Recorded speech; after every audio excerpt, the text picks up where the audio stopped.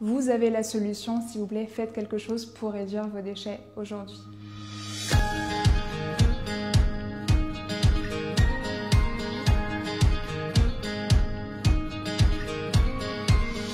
Le zéro déchet, c'est vraiment réduire un maximum, si possible, notre poubelle. Donc pour ça, il y a la règle des 5 R.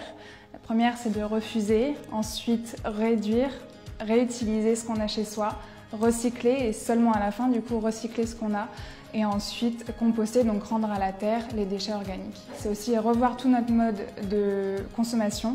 Donc, par exemple, éviter les achats compulsifs avec la méthode Bisou, qui a été créée en France d'ailleurs. B pour besoin, est-ce qu'on a vraiment besoin de ce nouveau produit? I pour immédiat, est-ce qu'on en a vraiment besoin maintenant ou est-ce qu'on peut attendre quelques jours ou quelques semaines ou quelques mois? S pour similaire, est-ce qu'on a déjà quelque chose de similaire chez soi? O pour l'origine du produit, où est-ce qu'il a été créé, dans quelles conditions? Et U pour utile, est-ce qu'il est vraiment utile qu'on ait ce produit et comment on a fait pour vivre sans ce produit jusqu'à aujourd'hui?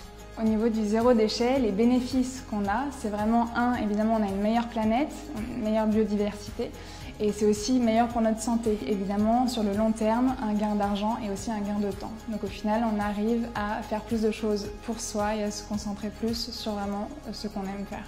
Au niveau des gestes simples qu'on peut adopter, on peut très bien par exemple mettre notre poubelle par terre et analyser notre poubelle. Si ce que vous jetez le plus, c'est des bouteilles en plastique, et bien dans ce cas-là, investissez par exemple dans un filtre à eau ou dans des perles céramiques ou dans un filtre de charbon.